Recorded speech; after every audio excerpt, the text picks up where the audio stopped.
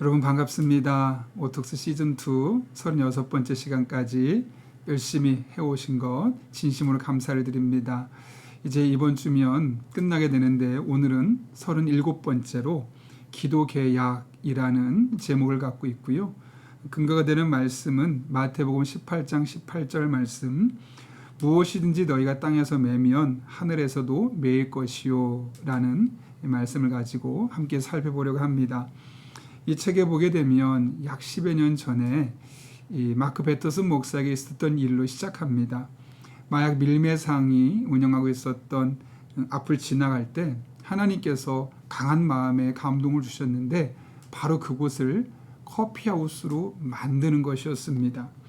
근데 그것이 그에겐 결코 쉽지 않은 마음이었는데, 왜냐하면 당시엔 돈도 없었고 성도의 숫자도 많지 않았기 때문에 얼토당토 않다라는 의견이 지배적이었습니다.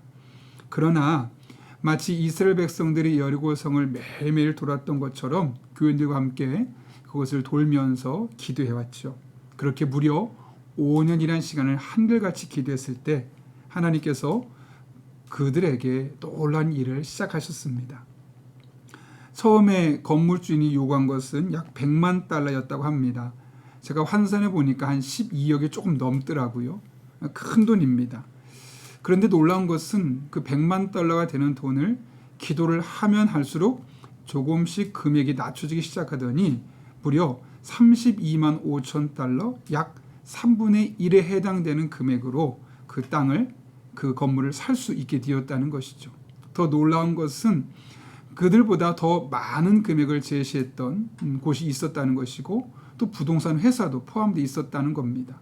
그럼에도 불구하고 땅 주인은, 건물 주인은 다른 사람들이 아니라 이 마크 베터슨 목사와 그 교계에게 이 땅을 팔게 되었다는 겁니다. 어떻게 그런 일이 가능할 수 있었을까? 그들은 마태복음 18장 18절 말씀이 그 대답이었다고 말합니다. 무엇이든지 너희가 땅에서 매면 하늘에서도 매일 것이요. 그들의 기도는 이 약속의 말씀에 매여 있었습니다.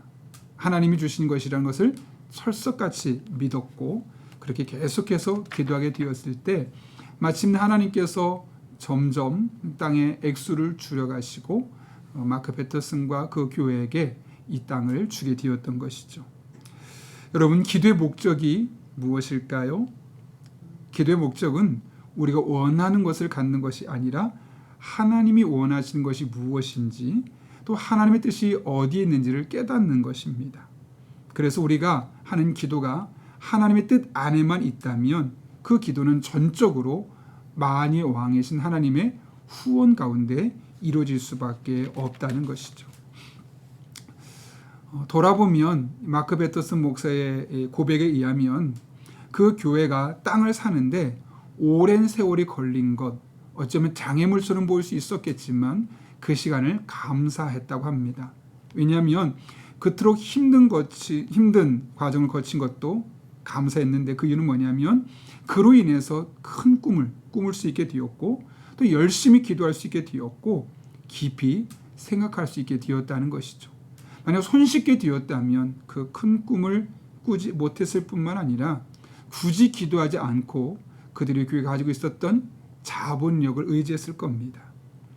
그러나 오랜 시간 동안 힘든 과정이 있었고, 이로 말미암아 더 깊이 기도하며 하나님의 은혜를 경험할 수 있었던 것이죠. 우리는 어떤 목적이 이루어지는 것만을 중요하게 생각하지만 사실 하나님은 그 목적이 이루어지는 과정 또한 중요하게 생각합니다. 무엇을 하느냐가 아니라 그것을 해나가면서 우리가 어떤 사람이 되어가느냐 하는 것을 훨씬 더 중요하게 생각하기 때문이죠. 그래서 하나님은 때로는 우리가 여전히 열심히 기도함에도 불구하고 일정 시간이 지난 이후에 응답하고, 우리가 끊임없이 기도함에도 불구하고 여전히 힘든 일로 우리에게 다가올 수 있다는 것, 이 사실을 반드시 기억하면 좋겠습니다. 그러므로 여러분, 기도할 때 단순히 여러분이 원하는 것만 기도하지 말고 하나님께서 여러분의 마음에 주신 것을 놓고 기도하십시오. 한 걸음 나아가서 성경 말씀을 놓고 기도하십시오. 왜냐하면 맨다라는 말에는 사슬로 맨다라는 의미가 있고, 그것은 곧 성경에 있는 약속들을 내가 사슬로 맨다라는 의미도 포함됐기 때문이라는 겁니다. 그래서 구약시대 사람들은 어떻게 했다고 말합니까? 자신을 묶는다라는 말을 문자 그대로 실천해서 성경의 두루마리를 눈에 잘 띄는 곳에 누워두거나 신체 일부에 묶어놓고 늘 기억하려 했던 겁니다. 저도 여러분도 하나님 앞에 약속의 말씀을 메어서 그 말씀을 붙들고 기도할 때 지금은 비록 힘들어 보이지만 얼토당토한 일처럼 보이지만 그 하나님의 도우심이 여러분의 삶 가운데 날마다 경험될 수 있기를 예수님의 이름으로 축복합니다. 우리 함께 기도하겠습니다. 거룩하신 아버지 하나님, 우리들의 삶의 모습과 우리가 가지고 있는 조건과 환경은 여전히 우리 기도가 쓸모없는 것처럼 보일 수 있지만 우리는 약속의 말씀을 붙들고 약속의 말씀에 매여 약속의 말씀을 확신하며 하나님께 기도하는 자들 되게 도와주시옵고, 비록 그 과정이 길어 보이고 비록 그 과정이 얼토당토해 보이지 않아도 끊임없이 약속의 말씀에 매여 붙들고 기도할 때 그를 통해 일하신 하나님을 만날 수 있는, 그 기도를 통해 우리를 전적으로 후원하신 하나님을 만날 수 있는 복된 성도들 되게 하여 주옵소서. 예수님의 이름으로 기도하옵나이다. 아멘.